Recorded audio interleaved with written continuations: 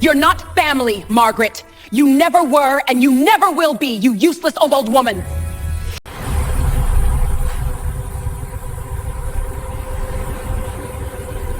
I count much injustice.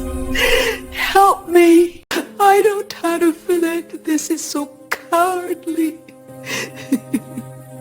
Those were the last words my daughter-in-law Jessica screamed in my face before I walked out of that mansion, the mansion I had paid for. She didn't know that I already had the keys to every door, every safe, and every bank account. And in exactly 72 hours, she would have nothing. My name is Margaret Reynolds, but everyone calls me Maggie. I'm 72 years old, and I spent 25 years sacrificing everything for a family that treated me like hired help. I paid for their dream home, their luxury cars, their private school tuition, all while being told to eat dinner alone in the kitchen because I wasn't really family. But the day Jessica told me I wasn't welcome at my own granddaughter's graduation, something inside me snapped, and I made a decision that would change everything. Before I tell you how I took back everything they stole from me, I need you to do something. Hit that like button right now, subscribe to this channel, and drop a comment telling me what country you're watching from.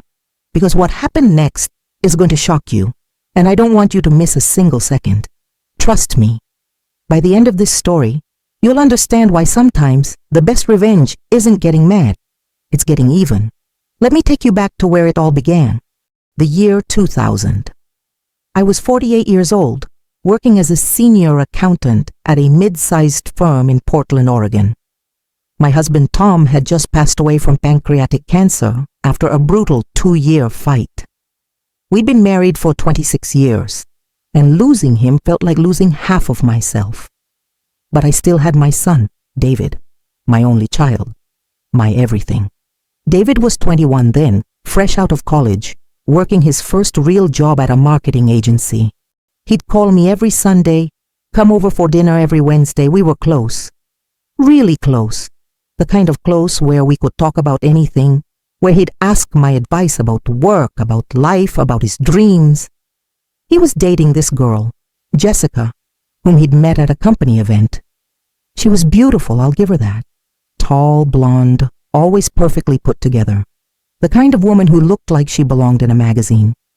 When David first introduced us, Jessica was polite, smiled at all the right moments, complimented my cooking, called me Mrs. Reynolds in that sweet, respectful tone.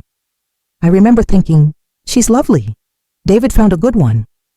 Looking back now, I realize that was all an act, a performance. She was auditioning for the role of daughter-in-law, and I was too grief-stricken, too eager for family connection to see through it. They got married in the spring of 2001. Small ceremony, just immediate family and close friends. I paid for the flowers, the photographer, and the rehearsal dinner. Not because they asked, but because I wanted to. Because David was my son, and I wanted his wedding to be perfect. Jessica thanked me that day, hugged me even. She whispered in my ear, "Thank you for everything, Mom." Mom. She called me Mom, and my heart swelled with hope that maybe, just maybe, I'd gained a daughter, not lost a son. That same year, Emma was born, my first granddaughter. I was in the delivery room when she came into the world, holding David's hand while he held Jessica's. When the nurse placed that tiny wrinkled baby in my arms, I felt something I hadn't felt since Tom died. Pure, uncomplicated joy.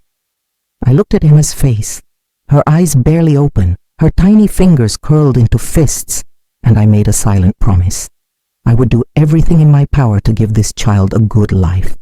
2 years later, Sophia arrived, another granddaughter, just as beautiful as her sister. By then, David and Jessica were living in a cramped 2-bedroom apartment in the suburbs. Money was tight. Jessica had quit her job to be a stay-at-home mom, and David's salary barely covered the rent, daycare, and basic expenses. I'd visit every weekend, bringing groceries, diapers, clothes for the girls. Jessica would smile and say thank you, But there was something in her eyes, something cold, something that looked almost like entitlement. The first major request came in 2005. David called me on a Tuesday evening, his voice strained with stress. "Mom, can we talk?" he asked. "Jessica and I have been looking at houses. We found the perfect one. 4 bedrooms, great neighborhood, amazing schools. But we need a down payment, and we just don't have it." I asked him how much. He hesitated, then said, $460,000. My breath caught. That was more than half of what Tom and I had saved over 40 years of marriage. But David was my son. Emma and Sophia were my granddaughters, and they deserved a real home, not a cramped apartment where the girls had to share a room barely big enough for bunk beds. "I'll do it," I said. "I'll transfer the money by the end of the week." David's relief was palpable. He thanked me over and over, his voice thick with emotion. "Mom, I don't know what we'd do without you, seriously." "You're saving us." When I went to see the house for the first time, I understood why they wanted it so badly. It was stunning. A 2-story colonial with pristine white siding, black shutters, and a sprawling front lawn. Inside, the space was enormous. Marble countertops in the kitchen, hardwood floors throughout, a master suite that was bigger than my entire apartment. Emma and Sophia would each have their own room, decorated in pink and purple, with built-in shelves for toys and books. But something bothered me. When I handed David the check, Jessica barely looked at me. She took it, glanced at the amount, and said, "This should cover it. It's the minimum down payment required." No thank you, no hug, just a cold acknowledgement that I'd met an obligation. When I mentioned it to David later, he brushed it off. "She's just stressed, Mom. Buying a house is overwhelming. She didn't mean anything by it." I wanted to believe him. So I let it go. I swallowed the unease and focused on the positive. My family had a beautiful home. My granddaughters would grow up in safety and comfort. That's what mattered, right? Over the next few years, the requests kept coming, each one a little bigger than the last. In 2008, the financial crisis hit. David's company downsized and he lost his job. For 18 months, I paid their mortgage. $12,000 a month. $216,000 total. I dipped into my retirement savings, the money Tom and I had set aside for our golden years. But what choice did I have? Let my son and his family lose their home? David eventually found another job, but the requests didn't stop. In 2010, Jessica wanted a new car. Not just any car, a Range Rover, pearl white with cream leather interior. $85,000. "All my friends have nice cars," she told me over coffee one afternoon. "I can't keep showing up to events in that old minivan. It's embarrassing." I hesitated. $85,000 for a car felt excessive, but Jessica had that look in her eyes, that cold, expectant look, like she was daring me to say no. And David, standing behind her, gave me a pleading glance. So I said yes. Again, I always said yes. 2 years later, David needed a new car too. A Mercedes, sleek, black, fully loaded, $70,000. "I need to look professional for clients, Mom," he explained. "First impressions matter in my industry. You understand, right?" I understood that I was becoming a bank, an ATM that never ran out of cash. But I couldn't see it clearly then. I was too deep in the pattern, too convinced that this was what family did. You helped each other, you sacrificed, you gave. And eventually, I told myself, they'd give back. By 2015, Emma was ready for high school. Jessica had already decided where she'd go. An elite private academy that cost $15,000 a year. "It's the best school in the state," Jessica said, showing me glossy brochures with pictures of students in pressed uniforms, state-of-the-art science labs, and ivy-covered buildings. "Emma deserves the best education possible. You agree, don't you, Margaret?" Margaret, not Mom, not even Maggie, just Margaret. When had that changed? When had I stopped being family and started being just Margaret? I paid for 4 years of Emma's tuition, $60,000. Then 4 years for Sophia, another $60,000, $120,000 total. And I kept every single receipt, every bank statement, every canceled check. I stored them in a red folder in my closet. I told myself it was just for record keeping, but deep down, some part of me knew. Some part of me was already preparing for war. The first real humiliation came on Thanksgiving of 2016. I'd been invited to dinner at David and Jessica's house. I arrived early to help, bringing homemade pumpkin pie and a bottle of wine. Jessica answered the door, her smile tight. "Oh, Margaret, you're early." I walked into the dining room and saw the table. It was set for 12 people. Crystal glasses, fine china, cloth napkins folded into elegant shapes. It looked like something from a magazine. "This is beautiful," I said. "Can I help with anything?" Jessica glanced at the table, then back at me. "Actually, Margaret, we have a lot of guests coming. Friends from David's work, some of my book club members. The table is already full. Would you mind eating in the kitchen? It's quieter there anyway, more comfortable for you." I felt like I'd been slapped. Eat in the kitchen, in the house I'd paid for, at a table bought with my money. But David was standing right there, silent. He didn't defend me, didn't say, "No, Mom's sitting with us." He just looked at his shoes. So I ate Thanksgiving dinner alone in the kitchen, listening to laughter and conversation drifting in from the dining room. I heard Jessica's friends complimenting the house, the food, the wine. I heard her say, "Thank you. We've worked so hard to build this life." We, as if I didn't exist, as if my money, my sacrifice, my years of support were invisible. That night, I drove home in silence. No music, no NPR, just the sound of my own breathing and the hum of the engine. I looked at myself in the rear view mirror at a red light. My hair was almost entirely gray now. My face was lined with age and exhaustion, and my eyes looked hollow. When had I stopped recognizing myself? Things got worse, gradually, methodically worse. Jessica started leaving lists on the refrigerator, actual printed lists. Margaret, 1. Vacuum living room. 2. Change sheets in guest rooms. 3. Clean bathrooms. 4. Prepare dinner for 7 p.m. sharp. Like I was the maid, and David said nothing. Every time I tried to bring it up, he'd sigh and say, "Mom, don't make this a thing. Jessica's under a lot of stress. Just help out where you can, okay?" They gave me the basement bedroom, the smallest room in the house. No windows, just a narrow bed, a rickety dresser, and a faint smell of mildew that never quite went away. Meanwhile, Jessica and David had a 50-square-meter master suite with a walk-in closet, a soaking tub, and floor-to-ceiling windows overlooking the garden. Emma and Sophia each had rooms bigger than mine, decorated with custom furniture and designer bedding. Jessica implemented rules. Actual rules for how I was allowed to exist in the house I'd purchased. Wash your laundry separately. The machine is new, and I don't want anything getting damaged. Eat dinner after we're finished. We need family time. Don't use the living room when we have guests. It's awkward. I followed the rules, like a tenant, like someone who had no right to complain. Because every time I felt that spark of anger, I'd see Emma and Sophia. I'd remember holding them as babies.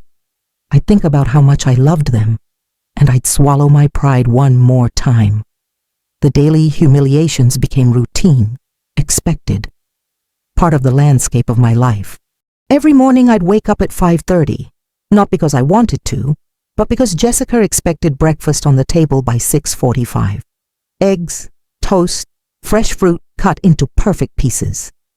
Coffee brewed to the exact strength she preferred. If the coffee was too weak, she'd dump it in the sink without a word. If the eggs were slightly overcooked, she'd sigh loudly and make herself cereal instead. I became invisible unless I was useful. Jessica would have phone conversations with her friends while I was in the room. talking about me like I wasn't there. David's mother lives with us, she'd say, her voice dripping with practiced patience. It's challenging, but we're making it work. She helps around the house so it's not a total burden. Helps around the house, like I was staff, like I wasn't the person who'd given them the house in the first place. There was this one incident I'll never forget. It was Emma's 16th birthday party. Not the sweet 16 I'd helped pay for, but her actual birthday. Just family. I'd spent the afternoon baking her favorite cake, triple chocolate with raspberry filling. I'd made it for her every year since she was 4. It was our tradition. Or at least I thought it was. When I brought the cake to the table, candles lit, everyone singing, Emma looked at Jessica. "Mom, I thought we were getting the cake from that fancy bakery." Jessica's smile was tight. "We are, sweetie. That's being delivered in an hour. This is just Margaret's cake. You don't have to eat it if you don't want to." Emma looked at the cake I'd spent 4 hours making, looked at me, then said, "I think I'll wait for the real cake." The real cake. My cake wasn't real. I wasn't real. I stood there, holding this cake with its 16 lit candles, feeling tears burn behind my eyes. David said nothing. He just scrolled through his phone, pretending he hadn't heard. I took the cake back to the kitchen and threw it in the trash. All of it. The whole beautiful cake that I'd made with love. And I stood there, staring at it sitting on top of the garbage, and I thought, this is what they think of me. This is what I've become. Garbage. But even then, I didn't leave. I told myself it was a bad day, that Emma was just being a teenager, that things would get better. They never did. In October of 2020, I had to have knee surgery, severe osteoarthritis. The doctor said I needed complete rest for 6 weeks. No weight-bearing activities, no stairs, total recovery mode. When I told David, his first response was, 6 weeks? But who's going to take care of the house? Not, are you okay, Mom? Not, what can we do to help? Just concern about the housework. Jessica chimed in. We'll have to hire someone. God, what a waste of money. A waste. That's what caring for me would be. A waste. On the day of surgery, I took an Uber to the hospital. Alone. I checked in alone. Changed into the surgical gown alone. Waited in the pre-op room alone. The nurse looked at my chart, then at me. Is someone coming to be with you? You'll need someone here when you wake up. I lied. I told her my family was running late. Traffic. She nodded sympathetically and left. When I woke up from anesthesia, the room was empty. Just me and the beeping machines. My knee throbbed with pain. My throat was dry. I wanted water, but there was no one to ask. I lay there, staring at the white ceiling tiles, feeling more alone than I'd felt even after Tom died. 3 days later, I went home. Another Uber ride. I could barely walk. Each step sent shooting pain through my leg. I used crutches, but my arms weren't strong enough to support my weight for long. When I hobbled through the front door, Jessica was in the living room, scrolling through her phone. She glanced up. "Oh, you're back. Can you manage dinner tonight? We're really tired of takeout." I stood there leaning on my crutches, leg wrapped in bandages, barely able to stand. And she was asking me to cook. I made lasagna that night, standing at the counter, bracing myself against the cabinets, sweating through the pain. When I served it, Jessica took one bite and said, "It's bland. Did you forget the salt?" I wanted to scream.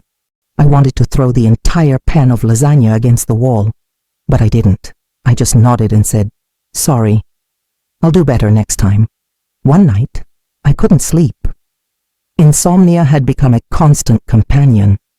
I went to the kitchen for water around 3 in the morning. The house was dark and silent, but as I approached the kitchen, I heard voices. Low, quiet voices coming from the living room. David and Jessica. I froze, hidden in the shadows of the hallway. "How much longer do we have to deal with your mother living here?" Jessica's voice was sharp, irritated. David sighed. I don't know. She's getting older. Maybe a few more years. Jessica laughed, a cold, bitter laugh. A few years? David, she's dead weight. She doesn't even work anymore. She's just here, taking up space. But she helps with the house, David said weakly. Helps? She is the help, the unpaid help. But she's getting slow, forgetful, annoying. I can't deal with her shuffling around much longer. There was a pause. Then David asked, "What do you want me to do?" "Nursing home," Jessica said flatly. "I've researched some. There are decent ones. She has Social Security. She can afford it." Another pause. Longer this time. Then David said, "I'll look into it." My hand was shaking so badly that I dropped the glass.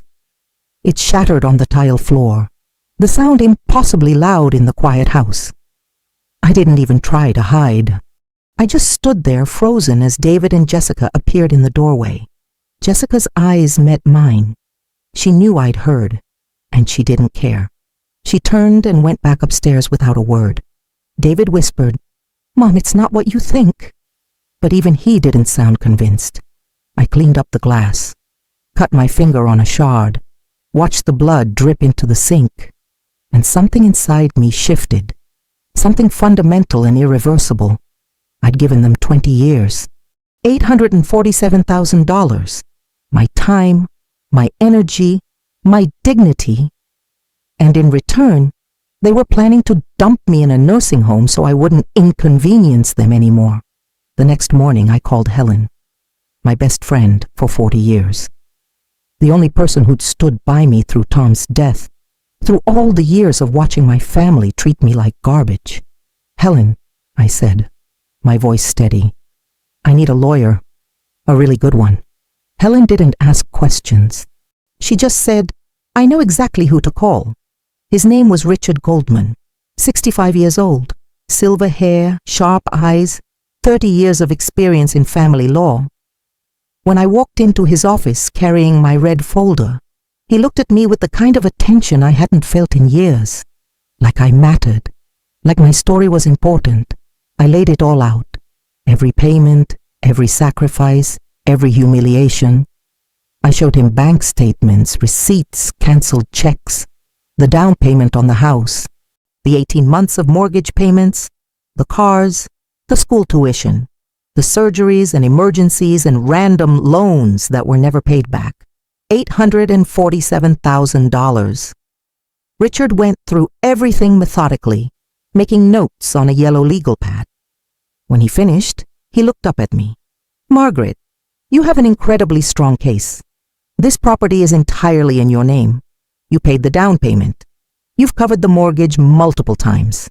Legally, David and Jessica are occupants without ownership rights." I felt a flicker of something I hadn't felt in years, hope. "What can I do?" I asked. Richard leaned back in his chair, steepling his fingers. "Let me be very clear about something. What they've done to you constitutes financial exploitation of an elderly person. In Oregon, that's a serious matter. But more importantly, the house is yours. The deed is in your name. You never transferred ownership. That means you have every legal right to reclaim your property. But they've lived there for 19 years, I said. Doesn't that give them some kind of claim?" Richard shook his head. "Not without a written agreement or proof of payment. They haven't paid rent. They haven't paid the mortgage. From a legal standpoint, they're occupants at will. You can terminate that arrangement with proper notice." "How much notice?" I asked. "Typically 30 days. But given the documented financial exploitation, the emotional abuse, and your status as an elderly person being taken advantage of, I can petition for an expedited eviction. 72 hours. 72 hours, 3 days. I imagined their faces when they got the notice. Jessica's smug confidence crumbling. David's panicked realization that he'd bet everything on my eternal forgiveness. "What about the cars?" I asked. Richard flipped through the papers. "You're listed as the primary co-signer on both vehicles. You have the legal right to revoke your signature and repossess the vehicles. They'd be returned to the dealership or auction, and any outstanding loans would be settled. And the bank accounts? You're the primary account holder on the joint accounts. You can remove them at any time and transfer the funds to a new account in your name only. Richard looked at me seriously. Margaret, I need you to understand something. If we do this, there's no going back. Your relationship with your son will likely be destroyed. Your granddaughters may hate you. This will be nuclear. Are you prepared for that? I thought about the basement bedroom, the lists on the refrigerator, the birthday cake in the trash, the empty hospital room, Jessica's voice saying, "You're not family." I looked Richard straight in the eye. I've been preparing for this my whole life. I just didn't know it. Let's do it. Over the next 3 weeks, we built the case meticulously. Richard had me document everything. He hired a property appraiser who valued the house at $3.1 million, a 40% increase from what David and Jessica thought it was worth. Richard also had me write a detailed timeline of every financial transaction, every humiliation, every moment of abuse. Reading it back, seeing 25 years condensed into a 30-page document was devastating and liberating. "This is airtight," Richard said when we finished. "They can't fight this. They have no legal standing whatsoever." He paused. "But they will fight emotionally. They'll call you, cry, beg, threaten. You need to be ready for that." "I'm ready," I said, but I wasn't sure I was. We scheduled everything for the Monday after Mother's Day. The irony wasn't lost on either of us. "One more thing," Richard said. "I recommend you move out before we serve them. Get yourself settled somewhere else. Make it clear that this isn't a negotiation or a threat. It's done.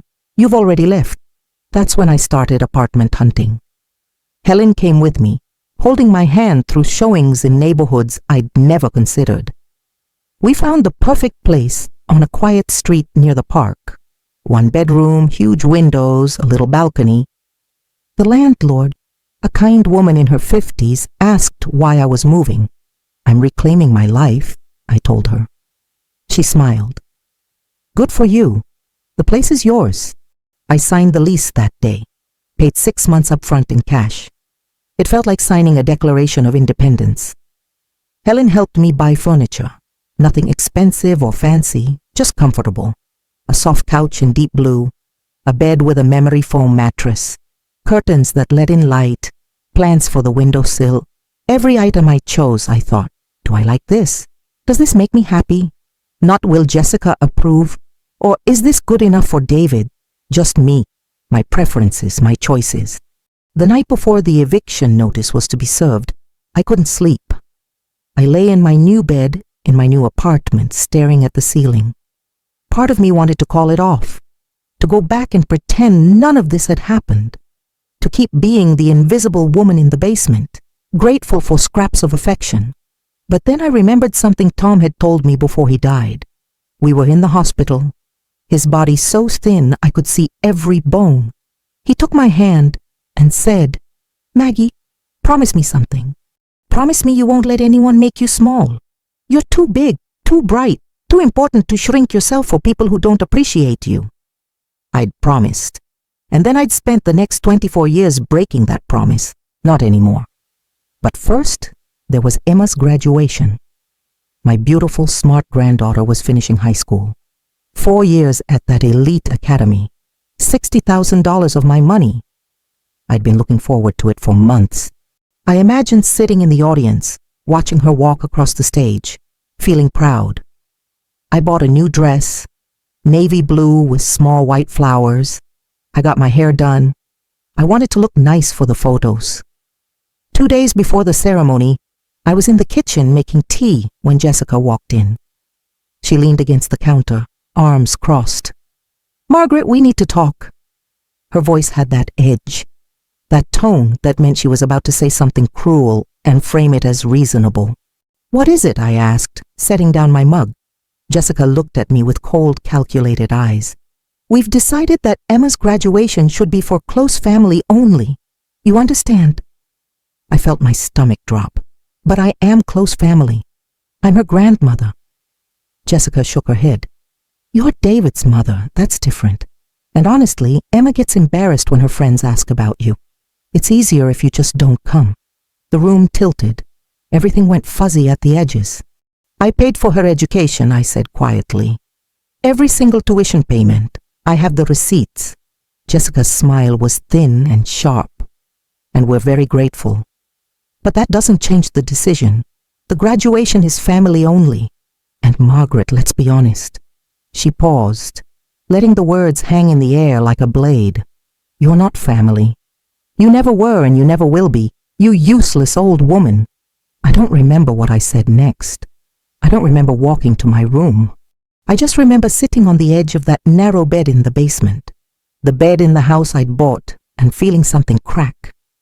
Not my heart. My heart had already broken 1,000 times. This was something deeper. This was my sense of obligation, my guilt, my desperate need to be loved by people who would never love me back. I picked up my phone and called Richard. Can we move up the timeline? I asked. My voice sounded strange, calm, almost serene. I want the notice delivered Monday morning, first thing. Richard paused. Are you absolutely certain, Margaret? I've never been more certain of anything, I said. And I meant it.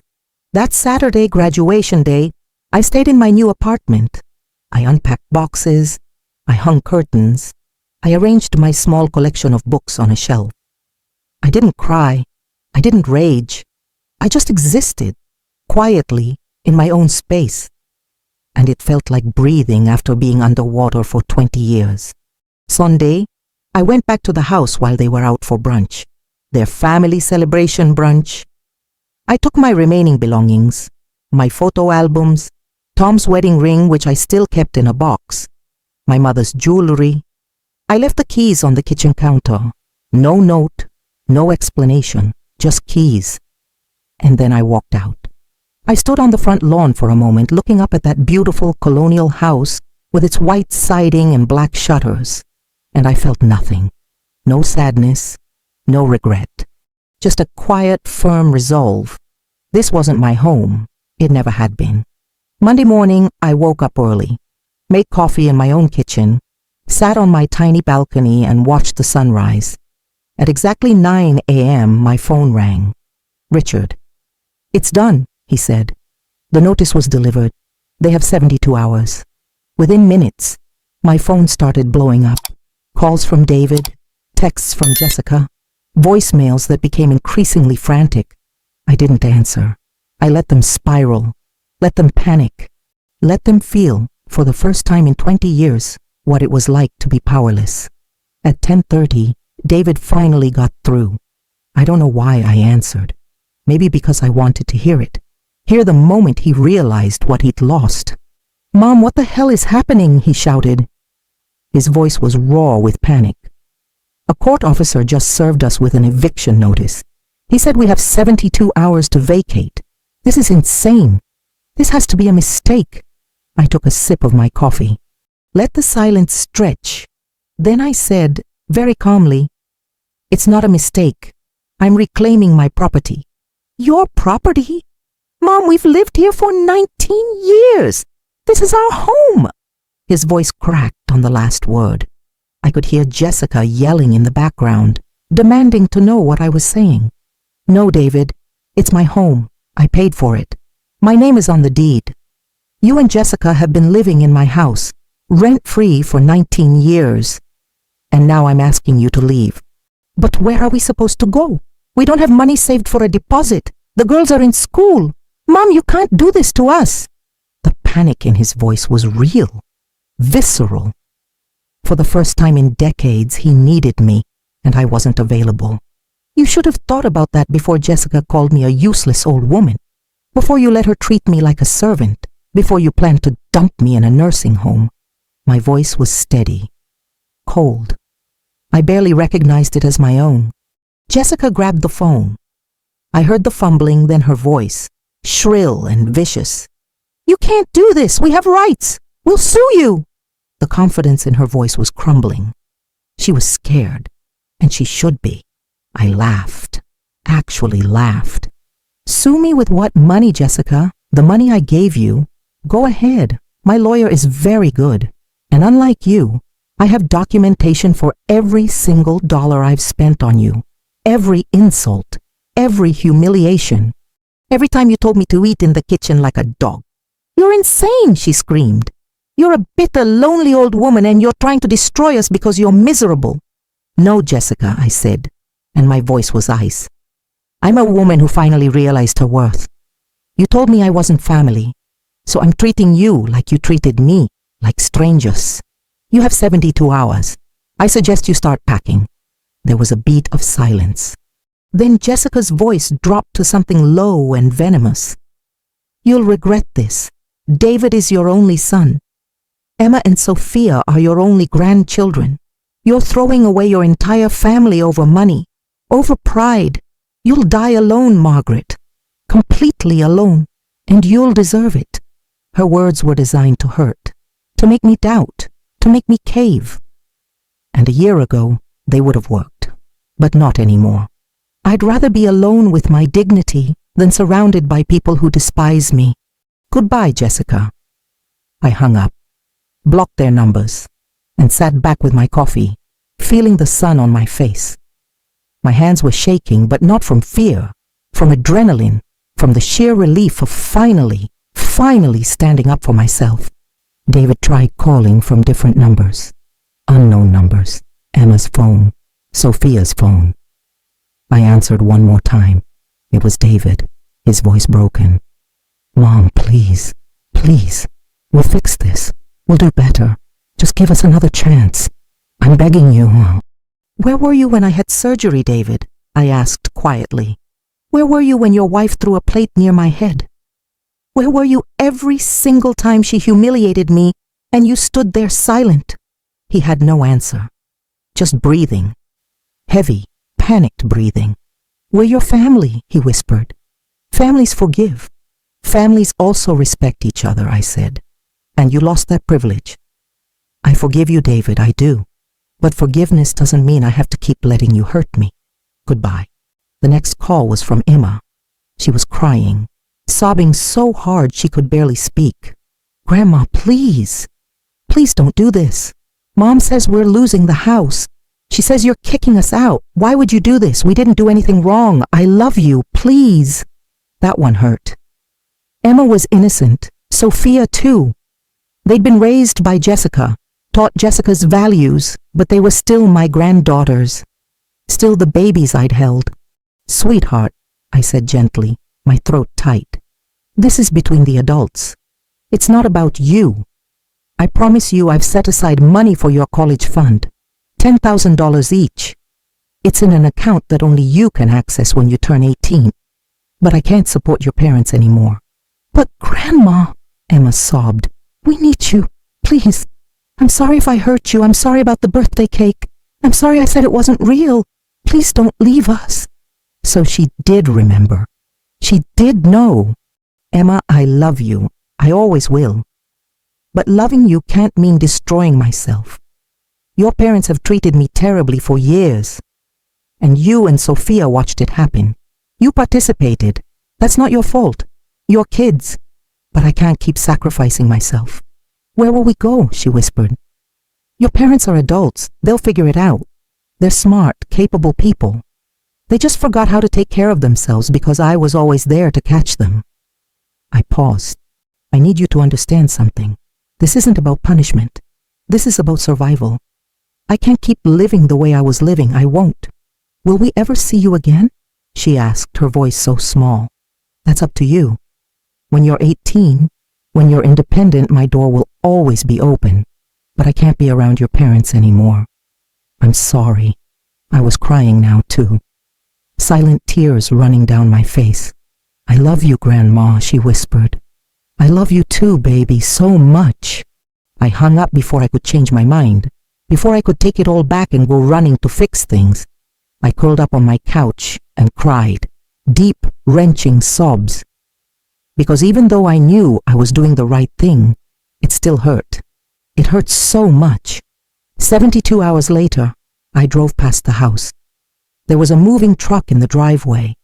Jessica, David, Emma, and Sophia were loading boxes. Neighbors stood on their lawns watching, whispering, judging. Jessica's face was blotchy and red. David looked hollow. The girls looked confused and scared. I didn't stop. I didn't slow down. I just kept driving. That chapter was over. Richard met me at the house later that afternoon. We walked through together, documenting everything. The rooms were empty. They'd taken the furniture, the TVs, the artwork. Fine. It was mostly theirs anyway. But the house itself, the bones of it, the structure, that was mine.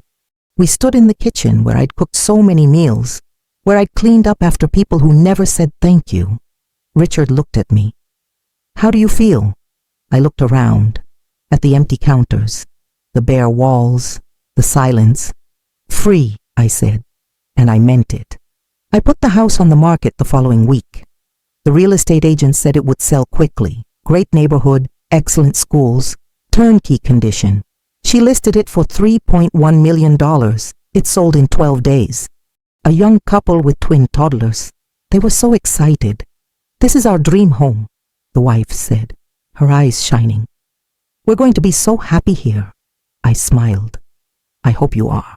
After closing costs and taxes, I walked away with $2.7 million. I bought my apartment outright for $450,000.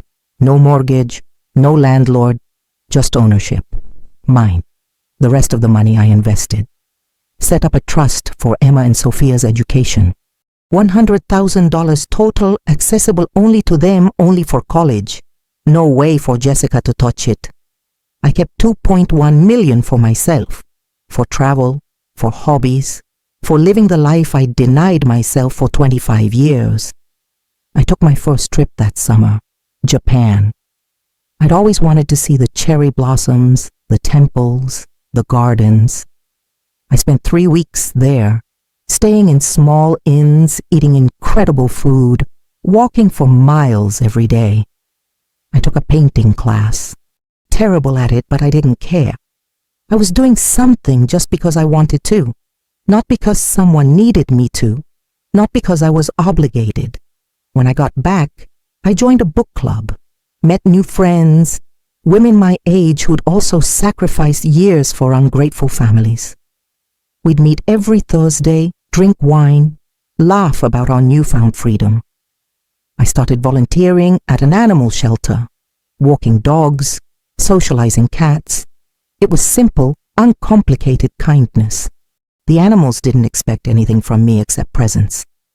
And then I met Robert, 74 years old, retired history professor, widower like me. We met at the book club. He'd been dragged there by his sister and I'd brought extra cookies. We started talking about the book we were supposed to discuss and ended up talking for 3 hours about everything else. Our childhoods, our marriages, our losses. He was kind, genuinely kind. He listened. He asked questions. He treated me like I mattered. On our third date, he cooked dinner for me. Homemade pasta, fresh bread, a salad with herbs from his garden. We ate on his patio, watching the sunset. And he said, "Maggie, I really enjoy spending time with you. You're remarkable." Remarkable? No one had called me remarkable in decades. I felt tears prick my eyes. "Thank you," I whispered. Robert reached across the table and took my hand. "I mean it. You're strong and funny and kind. Whoever didn't see that was a fool." 6 months later, I ran into David at the grocery store. Literally ran into him. I was reaching for apples when I heard, "Mom?" I turned. He looked different, thinner, tired, older. He was wearing jeans and a plain t-shirt. No designer labels, no expensive watch. "David," I said. It wasn't warm, but it wasn't cold either. Just factual. "You look good," he said. "Really good." I did look good. I'd started taking better care of myself. Regular haircuts, clothes that fit well and made me feel confident. Eating vegetables because I wanted to, not because I was trying to set an example. "Thank you," I said. "How are you?" He hesitated. "We're managing, living in a small apartment across town. Jessica went back to work. The girls are adjusting. It's hard, but we're figuring it out." "I'm glad," I said. and I meant it. I didn't want them to suffer forever. I just wanted them to understand. "David, I need to tell you something," he said, his voice cracking. "I'm sorry for everything. I let Jessica treat you terribly. I stood by and did nothing. I took advantage of your generosity. I was a coward and a bad son." I looked at him, really looked at him. He meant it. I could see the regret in his eyes, but regret doesn't undo 25 years. "I appreciate that," I said, "and I forgive you. But forgiving doesn't mean forgetting. It doesn't mean going back." "I know," he whispered. "I know I ruined it. I just want you to know that I'm sorry, and that I'm trying to be better, for the girls, for myself." "That's good, David. That's all you can do." We stood there for a moment, two people who used to be close, now separated by hurt and time. "Take care of yourself, Mom," he said finally. "You too." I watched him walk away, pushing his cart with generic brand groceries and dented cans from the discount bin. And I felt something unexpected, not satisfaction, not vindication. Just a quiet, sad acceptance that sometimes love isn't enough. Sometimes people show you who they are, and you have to believe them. I drove home to my apartment. Robert was waiting for me. We'd planned to make dinner together. Salmon, roasted vegetables, a bottle of wine. Simple, but perfect. "How was your day?" he asked, kissing my cheek. "Interesting," I said. "I ran into David." Robert knew the whole story. I told him everything and he'd listened without judgment. "How did that go?" "It was okay. Sad, but okay." He pulled me into a hug. "You're allowed to feel sad. You're also allowed to move on." I know. And I did know. For the first time in my life, I knew. That night we cooked dinner together, laughed at a movie, fell asleep on the couch, tangled together under a blanket, and I thought about the girl I used to be. The one who believed that sacrifice equaled love. The one who thought that if she just gave enough, did enough, loved enough, she'd earn her place. I wish I could go back and tell her the truth. That you don't have to earn love. That real love doesn't keep score. That family isn't about blood or obligation. It's about respect and reciprocity. But I can't go back. All I can do is move forward. And so that's what I do. Every single day, I wake up in my sunny apartment. I make coffee the way I like it. I call Robert and make plans. I go to book club on Thursdays and painting class on Tuesdays. I volunteer at the shelter on weekends. I'm planning a trip to Italy in the spring. Rome, Florence, Venice, all the places Tom and I dreamed of visiting but never did. People ask me all the time if I went too far, if I was too harsh, if I should have given them another chance. And my answer is always the same. I didn't go too far. I went exactly as far as I needed to go to save myself. For 25 years, I gave everything. My money, my time, my self-respect, my dignity.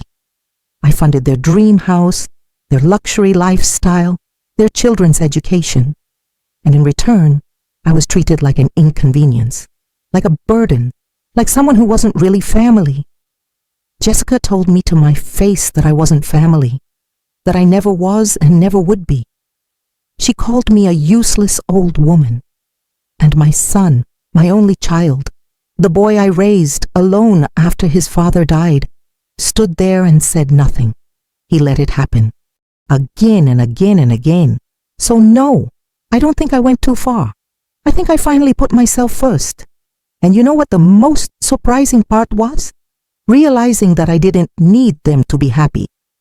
But they definitely needed me to maintain their lifestyle. When I cut them off, their whole world collapsed.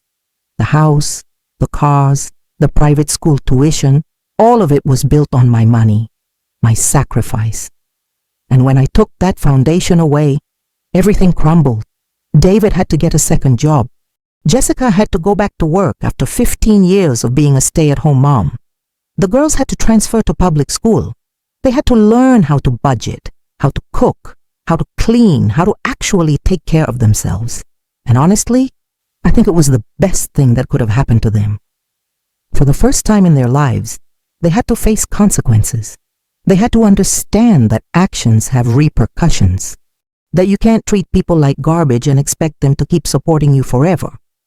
It took losing everything for David to finally apologize, to finally see what he'd done. And while I appreciate the apology, it doesn't change the past. It doesn't give me back those 25 years. But here's what I did get back. I got back myself. I got back Margaret Reynolds, not David's mother, not Jessica's meal ticket, not the invisible old woman in the basement, just Maggie, a woman who likes long walks and historical novels and terrible reality TV. A woman who can spend an entire Saturday doing absolutely nothing without feeling guilty. A woman who deserves respect and kindness and love that doesn't come with conditions. I'm 72 years old now. I don't know how many years I have left. 10, 20?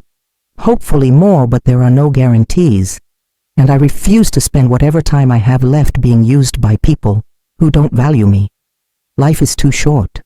Too precious. Too beautiful to waste on people who only want you around when you're useful. So yes, I took back the house. I took back the money. I took back my power. And I would do it again in a heartbeat.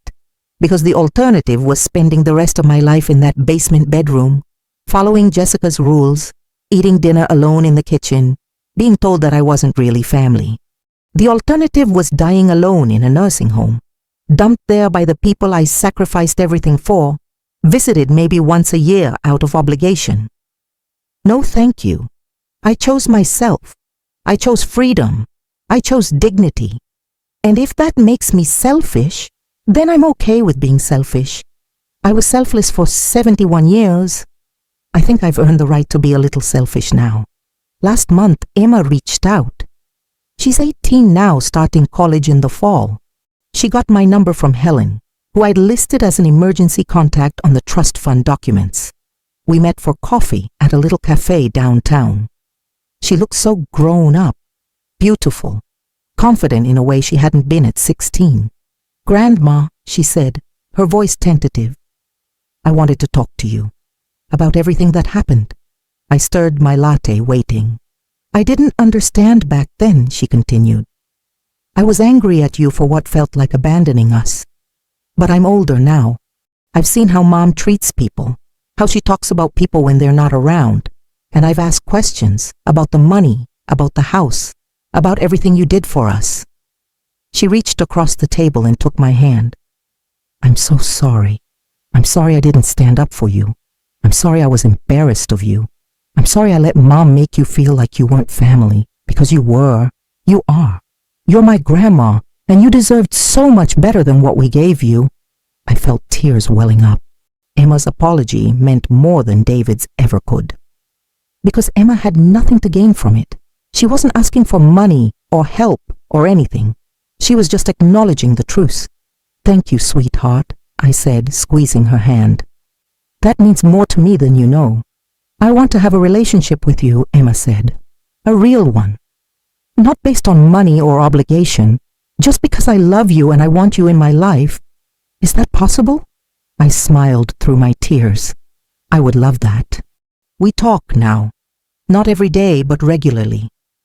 She tells me about college, about her classes, about the boy she's dating.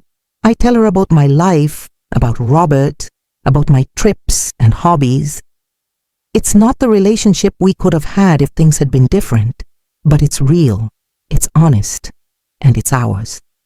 Sophia is still distant, still loyal to Jessica, still convinced that I'm the villain in this story. And that's okay. Maybe one day she'll see things differently, maybe she won't. Either way, I can't force it.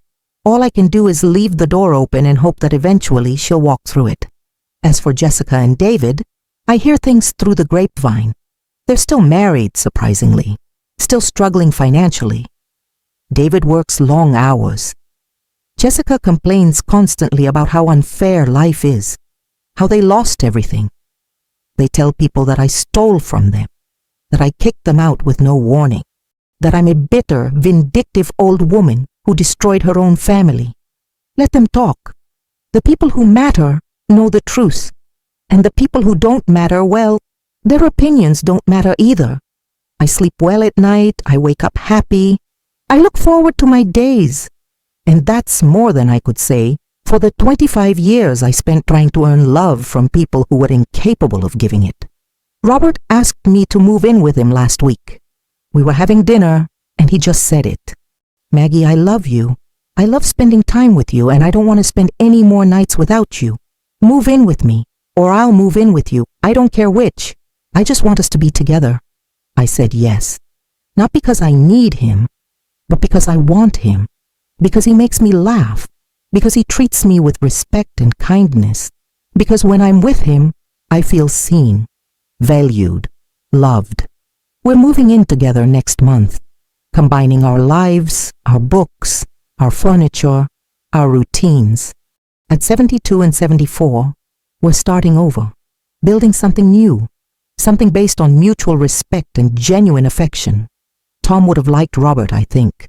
They would have talked about history and politics and baseball. They would have grilled burgers together in the backyard and told terrible dad jokes. And Tom would have been glad that I found someone, that I didn't spend the rest of my life alone and bitter, because Tom always wanted me to be happy. He told me that before he died. Maggie, he whispered, his voice weak from the cancer. Promise me you'll be happy. Promise me you won't let anyone take that from you.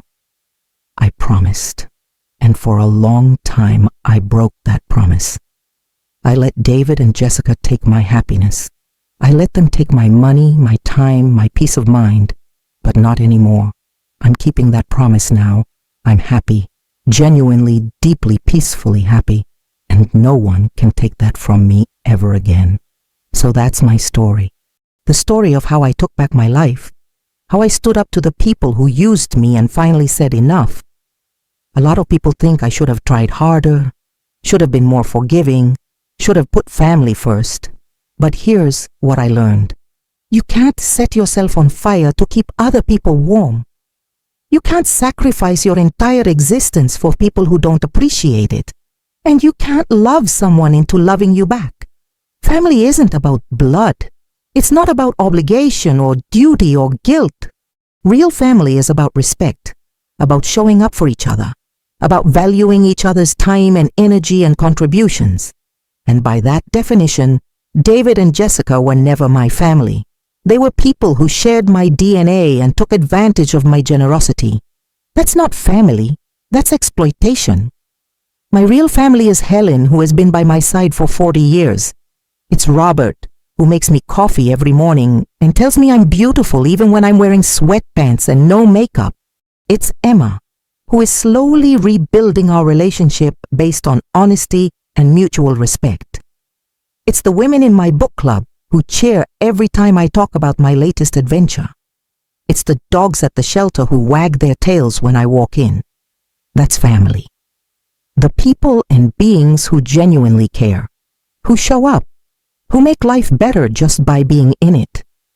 I know some of you watching this are probably in similar situations. Maybe you're supporting adult children who treat you like an ATM. Maybe you're living with family who doesn't respect you. Maybe you're sacrificing your own happiness, your own dreams, your own life because you think that's what love means. And I want to tell you something. It's not. Love shouldn't hurt this much. Love shouldn't make you feel small and worthless and used. Real love lifts you up. Real love is reciprocal. Real love says thank you and means it. If you're being taken advantage of, it's okay to stop. It's okay to set boundaries. It's okay to say no. It's okay to walk away. You don't owe anyone your entire life just because they're related to you. You don't owe anyone endless chances to hurt you. You matter. Your happiness matters. Your peace matters. And anyone who tells you otherwise doesn't have your best interests at heart. I'm not saying it's easy. Walking away from David was the hardest thing I've ever done. Harder than losing Tom. Harder than any challenge I faced in my career. Because I loved David. I still love him. But I love myself more now. And that's not selfish. That's survival. I chose to survive. I chose to thrive. I chose to spend my remaining years living for me, not for people who didn't value what I was giving them. And you know what? I have no regrets. None. Every single day I wake up grateful. Grateful for my little apartment with its big windows. Grateful for Robert and his terrible jokes. Grateful for my painting class, where I'm still absolutely terrible but no longer care. Grateful for the freedom to eat ice cream for dinner if I want to. Grateful for the trips I'm taking and the memories I'm making. Grateful for the life I'm finally living on my own terms. So to answer the question everyone always asks, did I go too far? Did I destroy my family over money? No, I didn't destroy anything. They did. They destroyed the relationship by treating me like a servant in my own home, by taking everything and giving nothing back, by telling me to my face that I wasn't family. I just stopped letting them. I stopped enabling the behavior. I stopped sacrificing myself. And when I did, their house of cards collapsed. Because it was always my house, my cards, my foundation. And here's the final truth that took me 71 years to learn. You teach people how to treat you. For 25 years, I taught David and Jessica that they could use me, abuse me, disrespect me, and I would keep coming back. I taught them that my love had no limits and no conditions. I taught them that I would always say yes, always help, always sacrifice. And they learned that lesson well, too well.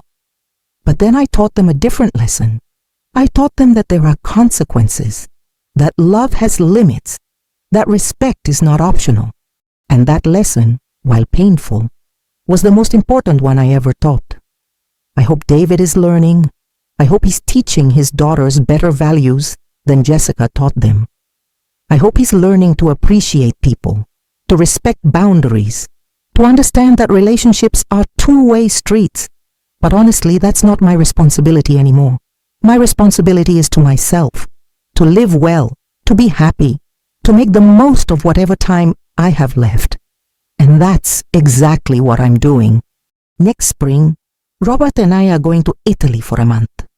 We're going to eat pasta and drink wine and walk through ancient ruins. We're going to get lost in tiny villages and stumble into local festivals.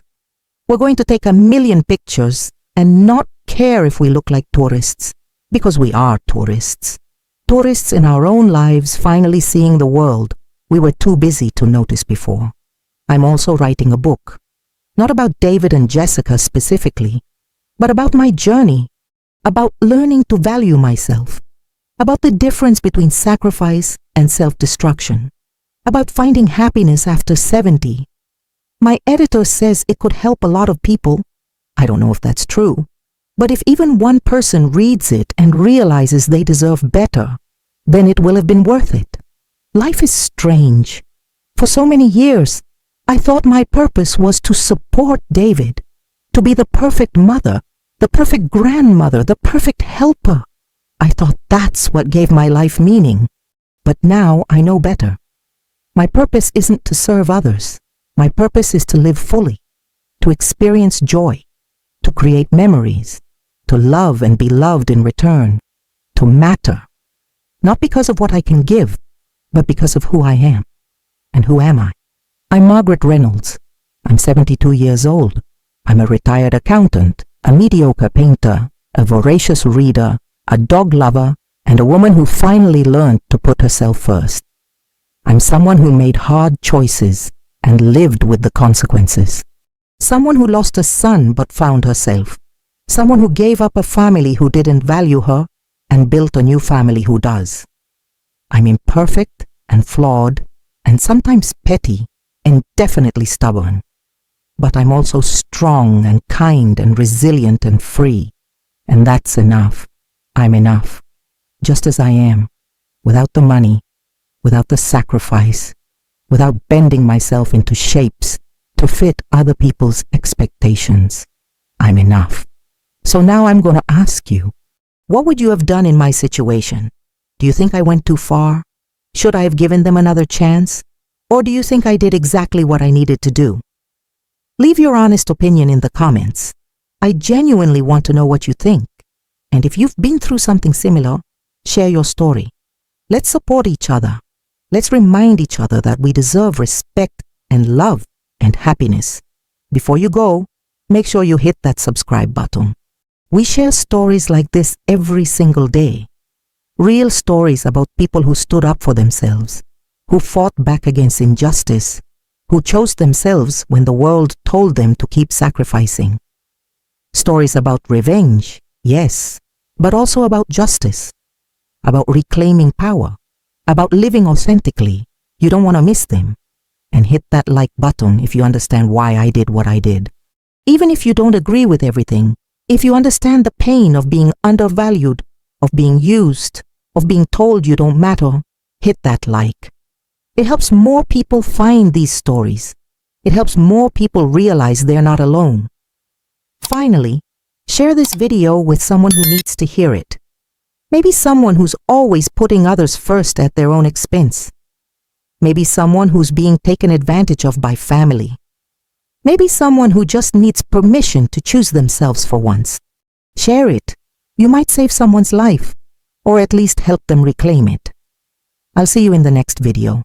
And remember, it's never too late to start living for yourself. It's never too late to set boundaries. It's never too late to choose happiness. I did it at 71. You can do it at any age. Your life is waiting. Go live it on your terms for yourself. Goodbye for now, and take care of yourselves. You're worth it, I promise.